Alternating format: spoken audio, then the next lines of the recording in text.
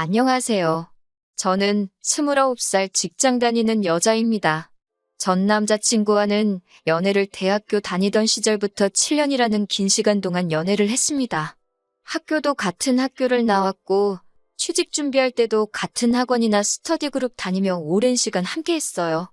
서로 대학교 졸업 후에 1년 정도 좋은 직장 잡기 위해 취직 준비를 하는 기간을 가졌고 그때는 서로 공부하고 자격증 따는데 바빴지만 말한 대로 같이 그룹 스터디 다니면서 데이트와 공부를 병행하면서 계속 만났습니다. 20대 중반을 넘어가고 서로 취직한 이후에도 계속 만났으니 주변 지인들도 당연히 저희가 미래에 결혼을 할 거라 믿었고 그 생각은 저도 남자친구도 똑같았어요. 오랜 시간을 같이 지낸 만큼 제가 남자친구에 대해 많은 걸 알고 있다 그렇게 생각했는데 정말 맘먹고 숨긴다면 알 수가 없는 것 같습니다. 저랑 긴 만남을 가져온 남자친구가 정상인지 아닌지 알 수 있는 방법이 있는지 말이에요. 연애할 때야 여자친구한테 못하는 남자친구 어디 있겠어요. 어머니를 끔찍히 아끼는 효자인 건 알고 있었지만 그렇게 효도에 얽매여 있는 그런 사람이라고는 생각도 한 적 없었거든요. 효자인 게 나쁜 게 아니에요.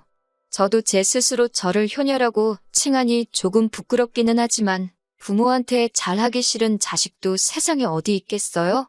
둘 다 홀어머니 밑에서 자라왔고 취직 후에 각자 어머니에게 생활비주로 돈 보내고 있습니다. 그동안은 연애만 하고 있었지만 서로 나이도 있고 주변 사람들이 저희들에게 너네 결혼은 언제 할 예정이냐는 질문을 하도 많이 받다 보니 자연스럽게 우리 둘 사이에서도 슬슬 결혼 이야기가 오가기 시작했어요.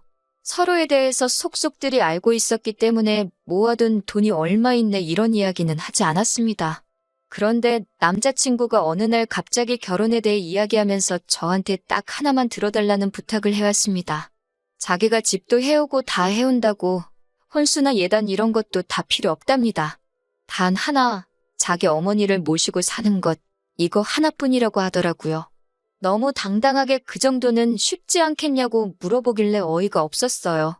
그게 뭐가 쉽냐? 결혼 조건 중에 제일 어려운 게 아니냐고 장난치지 말라고 되받아쳤죠. 서로 다른 직장을 다니며 회사 가까운 곳으로 자리 잡아 둘 다 자취를 하고 있는 상황이었거든요.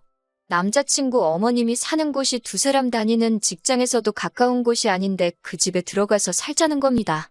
가구나 가전제품 및 살림살이들은 서로가 쓰던 것들이 있으니 그걸 가져오면 되고 그 외에 필요한 것들은 자기가 다 해오겠다고요. 제가 부탁을 들어줘야 하는 상황이니까 맨몸으로 시집오라고 합니다. 쉽다고 말했으면서 자기가 엄청 어려운 부탁하는 건 알고 있기는 하더라고요.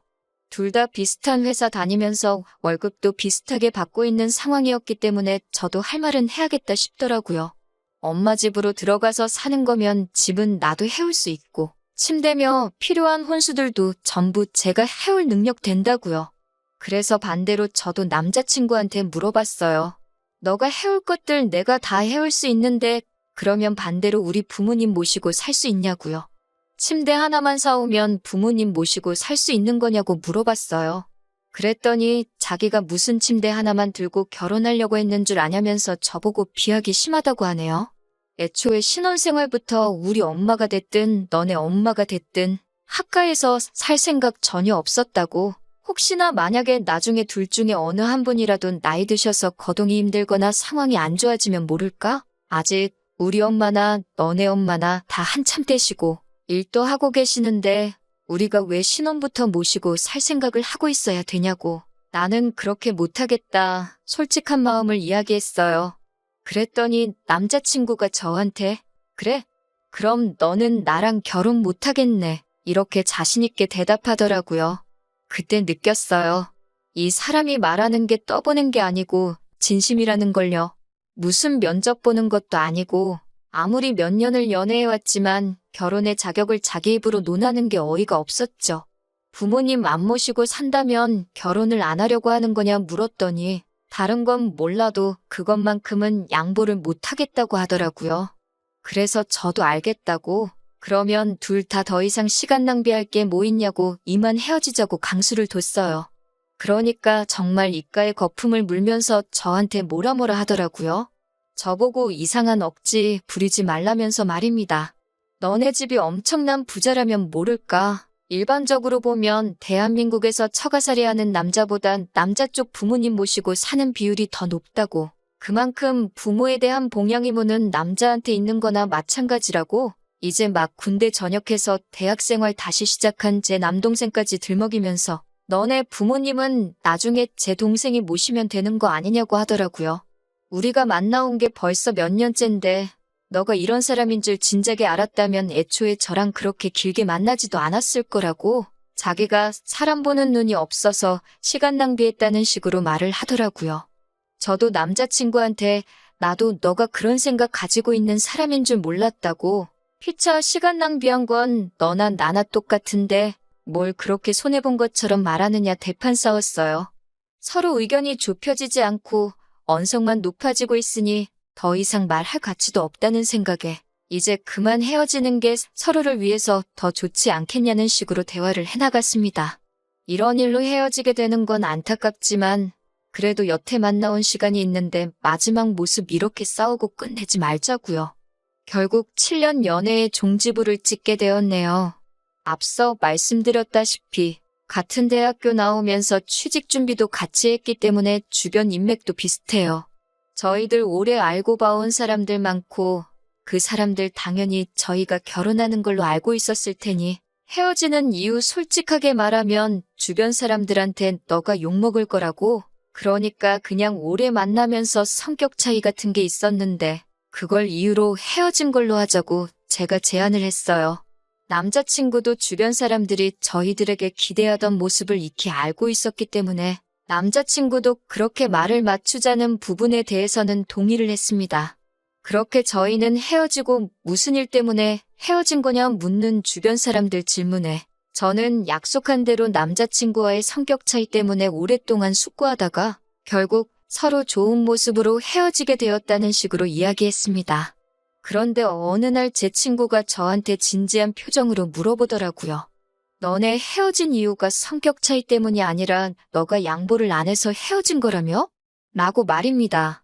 조금 쎄한 느낌을 받아서 그게 무슨 소리냐? 자초지종을 물어봤더니 다른 게 아니라 이놈이 지인들에게 애시당초 우리가 서로 합의한 대로 말하지 않고 없던 사실도 있던 것처럼 부풀려서 온갖 거짓말이랑 거짓말은 다 했더라고요. 아주 저를 저만 아는 이기적이고 못된 여자로 만들어놨어요. 듣자 하니 남자친구가 부모님을 모시고 사는 건 어떻겠냐고 지나가는 말로 떠보듯이 이야기한 거랍니다.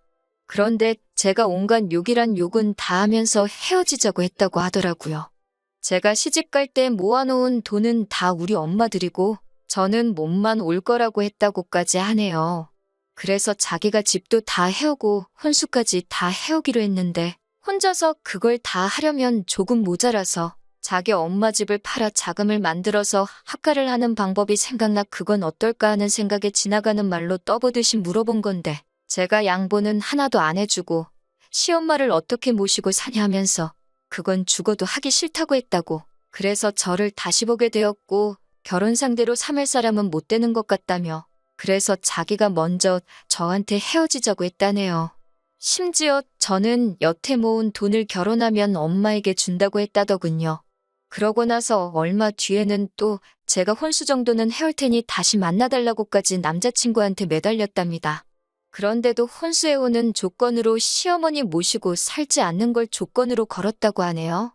저를 7년이나 사귀었지만 그런 사람인 줄 몰랐다고. 그래서 고민도 하지 않고 저를 차버렸다고요. 그 뒤로도 자기는 마음이 안 좋아서 맨날 술로 하루하루 보내고 하는데 저는 벌써부터 다른 남자 만나러 다니고 잘 지내는 것 같다고. 그게 자기는 너무 힘들다면서 지인들한테 술 한잔 사달라고 돌아가면서 불러놓고 똑같은 이야기를 했다네요. 그중에서도 저를 떠본 거였다는 말이 제일 어이가 없어서 그게 날 떠보려고 스쳐가는 말로 한 거였다고 물어보니 그 친구가 제게 하는 말이 제가 남자친구에게 집이며 혼수까지 자기 혼자 부담시켜 놓길래 혹시나 싶은 마음에 제가 결혼을 해도 될 만한 여자인지 아닌지 테스트를 해보려고 학가 이야기를 꺼내 저를 떠본 거라고 했다고 말을 했다고 합니다. 그러니 사람들은 제가 남자친구랑 7년 연애하면서 남자친구가 모아놓은 돈 노리고 제 돈 한 푼도 안 쓰고 결혼까지 하려고 하는 날강도에다가 혼자 계신 시어머니 모시고 살 거면 결혼 안 한다고 땡깡 부리는 그런 생각 없는 나쁜 여자로 만들어 놓은 거죠. 주변 지인들에게 제 평판이 떨어질 대로 떨어진 상황에 제가 이걸 그냥 넘어갈 수는 없었습니다. 이 사람들이 제 인생에 얼마나 큰 부분인지는 모르겠지만 저만 천하의 나쁜 사람이 돼버릴 수는 없었어요. 그래서 참고 또 참다가 얼마 전에 나를 잡아서 남자친구한테 전화를 걸었습니다. 전화를 받자마자 너 사람들한테 왜 거짓말을 하고 다니냐고, 부모 모시고 살지 않으면 나랑 결혼은 못하겠네? 이딴 식으로 먼저 말한 건 너였고, 그래서 내가 헤어지자고 한 거고, 성격 차이로 헤어졌다 말하기로 해놓고 어떻게 주변 사람들한테 그렇게 말을 전하고 다닐 수가 있냐고 따졌습니다. 남자친구는 너가 양보 못한다고 한 거는 맞지 않냐고 적반하장으로 나오더라고요. 하도 남들에게 거짓말을 하고 다녀서 그걸 진짜라고 혼자 믿고 있는 거 아니냐고, 그리고 내가 언제 맨몸으로 시집 간다고 했냐고, 그것도 너가 너네 엄마 모시고 사는 조건이랍시고 먼저 말 꺼낸 거 아니냐고 따졌죠. 서로 시간 낭비하지 말자고 좋게 헤어지자고 해서 서로 동의해놓고 뒤로는 어떻게 내 호박씨를 까고 다닐 수 있느냐고 했죠. 그러니까 전화기 너머로 소리를 고래고래 지르면서 그게 어딜 봐서 좋게 헤어진 거냐 따지더군요. 너가 효심이라고는 눈꼽만치도 없는 사람이었다는 것만 해도 자기한테는 충격적이었다고, 만약에 진짜 우리가 결혼을 했어도 자기 엄마한테 엄청 못했을 거라며 땡깡을 부리더군요. 웃기는 소리 좀 하지 말라고, 그리고 그렇게 엄마 걱정하는 효자면 지금은 왜 따로 나와서 자취를 하고 있는 거냐고, 진작부터 엄마 집에서 살면서 효도하고 살았으면 모를까? 왜 꼭 결혼을 하고 나서야 엄마랑 같이 살려고 하는 거냐고 따졌습니다. 왜 꼭 효도를 결혼하고 나서부터 하려고 하는 거냐고, 진작부터 어머니 봉양하면서 살고 있었으면 모시고 살겠다고 말했을 때 너가 엄마를 끔찍하게 생각하는 걸 알고 생각이라도 해봤겠는데, 여태까지 대학생 시절부터 자취하면서 따로 살았으면서 왜 이제 와서 효자인 척 하느냐고 한마디 했죠. 그리고 합가 또한 사전에 저한테 비슷한 말 한 번 한 적이 없고, 결혼할 때 다 돼서 깜빡이도 안 켜고 일방적으로 그렇게 해야 한다 통보한 거는 너 아니냐고 계속 쏘아붙이니 자기가 주변 사람들한테 해놓은 거짓말이 앞뒤가 안 맞는다는 걸 느꼈는지 아무 말도 못하고 있더군요. 그러다 한참 뒤에야 어쨌든 너는 모시고 살 생각이 없는 거 아니냐고, 그게 이기적인 거라고 하더라고요. 여기까지 듣고 있으니 더 말할 것도 없다 생각해서 할 말 다 했다고, 뒤로는 거짓말하고 다녀도 전화기로는 솔직해줘서 고맙다고 이야기했어요. 남자친구가 무슨 소리냐고 물어보길래 몰래 준비한 깜짝 이벤트를 공개해줬습니다. 여태까지 통화한 거는 스피커폰이었고 지금 나 혼자 있는 게 아니라고요. 내 옆에 지금 너가 나에 대해 거짓말하고 다닌 사람들 전부 한자리에 모아놓고 다들 들을 수 있게 스피커폰으로 전화한 거였다고. 뒤로는 나 몰래 모두에게 거짓말하고 다녔지만 이렇게 스스로 오해 풀어줘서 고맙다고 했습니다. 지인들을 공유하다 보니 남 일에 관심 많고 여기저기 떠벌리기 좋아하는 지인들도 많았어요. 최대한 우리 공통된 지인들에게 이 모든 진실을 속속들이 알려줄 만한 사람들로 엄선해서 자리를 만들었습니다. 남자친구는 제가 저 혼자서 전화를 걸었다고 생각하고 그 사람들이 모여있는 자리에서 사건의 전말을 자기 입으로 다 불어버리고 만 것이죠. 마지막 인사로 여태 뒤에서 나 씹어대느라 술값이며 돈 좀 썼을 텐데 이렇게 스스로 오해를 다 풀어줘서 고맙다고 했어요. 그리고 앞으로 다른 사람 한 방 먹이려거든 좀 더 조심 좀 하고 머리도 좀 쓰라고 전해줬습니다. 전화기 너머로 부들대고 있는 게 다 느껴지더라고요. 다행스럽게도 전 남자친구 덕분에 땅에 떨어진 제 평판은 얼마 뒤에 다시 돌아왔어요. 뒤에서 저를 씹고 수군거리던 사람들도 제가 그럴 사람이 아니란 거 알고 있었다고 저에게 다가와 맘고생 많았다고 다독여주더라고요. 무엇보다 놀랐던 건 남자친구가 이렇게 많은 사람들에게 제 뒷담화를 하고 다녔나 싶을 정도로 열 손가락으로 헤아릴 수도 없을 정도로 수많은 사람들이 이제야 오해를 풀었다며 저에게 연락을 해왔다는 거예요. 같이 취업 준비하면서 오랫동안 쌓아온 인맥이기 때문에 모임도 그만큼 잦았는데 남자친구는 그렇게 만천하에 자기의 본색을 들켜버린 이후로는 지인들 모임에도 코빼기도 비추지 않게 되었습니다. 네 편, 내 편 나눠서 싸우려고 하던 건 아닌데 그래도 이유도 모르고 한 방 먹었으면 더 크게 한 방 돌려주는 게 인지상정 아니겠어요? 7년을 만나온 남자친구와는 영영 이별하게 되었지만 남자친구는 저뿐만 아니라 그동안 같이 동고동락 해오면서 오랫동안 이어온 인연들까지 다 잃게 되었네요. 자식이 부모에게 효도하는 건 당연한 일입니다. 그런데 자기가 직접 해야 할 효도를 다른 사람에게 떠넘기는 건 진짜 효도가 아니라고 생각해요. 대신 해줄 사람을 찾을 시간에 엄마 주름진 손에 로션이라도 발라드리는 게 진짜 효도 아닐까요?